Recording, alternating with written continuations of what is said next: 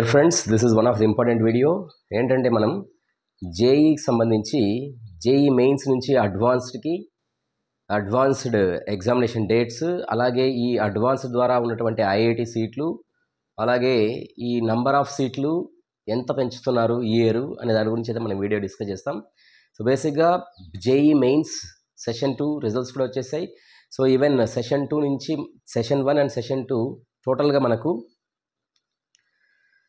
వచ్చినటువంటి రిజల్ట్స్లో 250 మెంబర్స్ అంటే 2.5 lakh పీపుల్ని జేఈ మెయిన్స్ నుంచి జేఈ అడ్వాన్స్డ్కి రాయడానికి ఎలిజిబిలిటీ అయితే ఇవ్వడం జరిగింది. సో దీనికి సంబంధించి ప్రజెంట్ అప్లికేషన్ ప్రాసెస్ అనేది జరుగుతుంది. సో ఇది May 2 వరకు అప్లికేషన్ ప్రాసెస్ అయితే ఉంది. So 2.5 lakh people JEE advanced అయితే అప్లై చేసుకోవడానికి 2 May అనేది లాస్ట్ డేట్ అనమాట. సో దీనికి అప్లై చేసుకోవడానికి వచ్చినటువంటి అప్లికేషన్ ఫీజు అనేది 3,200 ఫీజు అనేది normally like OC or EWS or BC వీళ్ళందరికీ అనమాట. 1,600 అనేది SC ST or women, even పీడబ్ల్యూడి. సో వీళ్ళకి 1,600 rupees. So applications last date 2 May అయితే అడ్మిట్ కార్డ్స్ డౌన్లోడ్ చేసుకోవడం అన్నది 11th నుంచి 18th May వరకు ఉంటే date of exam JEE advanced.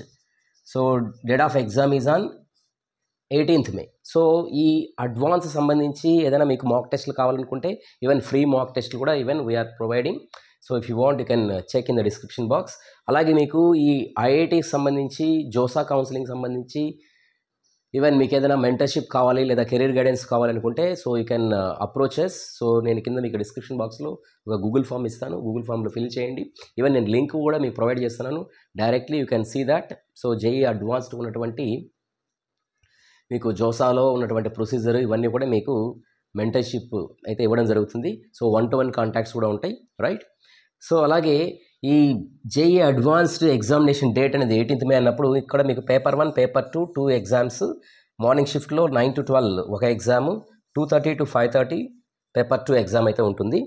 So అలాగే ఈ జేఈ అడ్వాన్స్డ్ ఎవరైతే ఎగ్జామ్ రాస్తారో వీళ్ళకు తర్వాత త్రూ కౌన్సిలింగ్ మనకు అడ్మిషన్స్ అనేవి రెస్పెక్టివ్ ఐఐటీస్లో అడ్మిషన్స్ అయితే ఉంటాయి. సో బేసిక్గా ఇది మనకు జోసా కౌన్సిలింగ్. సో ప్రజెంట్ ఈ జోసా కౌన్సిలింగ్ నుంచి నంబర్ ఆఫ్ సీట్లు ఈసారి ఖచ్చితంగా పెరుగుతాయనేది మనకు ఇక్కడ అర్థమవుతుంది.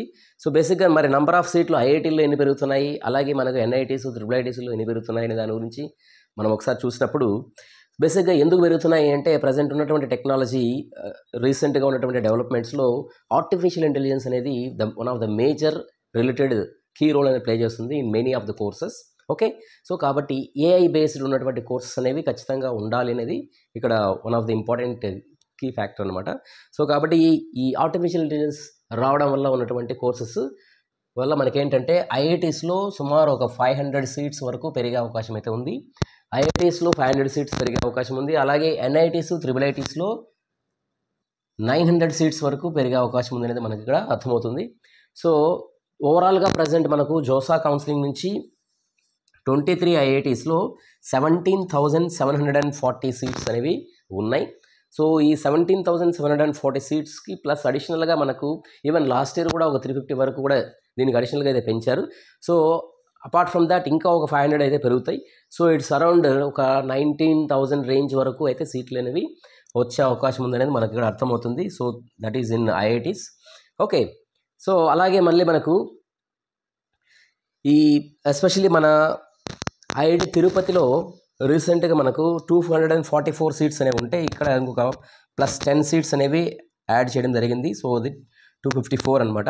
సో ఎన్ఐటి వరంగల్కి వచ్చేసరికి 989 సీట్స్ అనేవి ఉంటే ఇందులో 1,049 సీట్స్ అంటే టోటల్ సీట్స్ అనమాట ఇంటేక్. ఓకే, సో అలాగే ఇక్కడ మనకు artificial intelligence and data science courses related ఉన్నటువంటి మనకు సీట్స్ కూడా ఇక్కడ యాడ్ అని అయితే అవుతున్నాయి.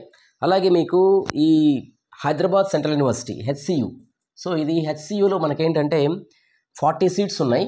ఈ 40 సీట్స్ అనేవి ప్రజెంట్ 110 సీట్లకి అయితే పెంచడం జరిగింది. అంటే ఇప్పుడు ప్రజెంట్ మారుతున్నటువంటి టెక్నాలజీ దృష్ట్యా so number of human resources అనేవి ఏఐ బేస్డ్ వెళ్తున్నాయి. కాబట్టి ఏఐ బేస్డ్ ఉన్నటువంటి కోర్సెస్ని లైక్ ఇంటేక్ అనేది ఎక్కువ తీసుకోవడం, దానివల్ల వచ్చేటటువంటి జాబ్ ఆపర్చునిటీ కూడా ఎక్కువగా ఉండడంతో ఈవెన్ మనకు త్రూ జేఈ ద్వారా కావచ్చు, ఈవెన్ డిఫరెంట్ అడ్మిషన్స్ ఉన్నటువంటి చోట కూడా చాలా చోట్ల ఏంటంటే మనకు ఈ విధంగా మనకు ఏఐ బేస్డ్ ఉన్నటువంటి కోర్సెస్ అనేవి వస్తున్నాయి.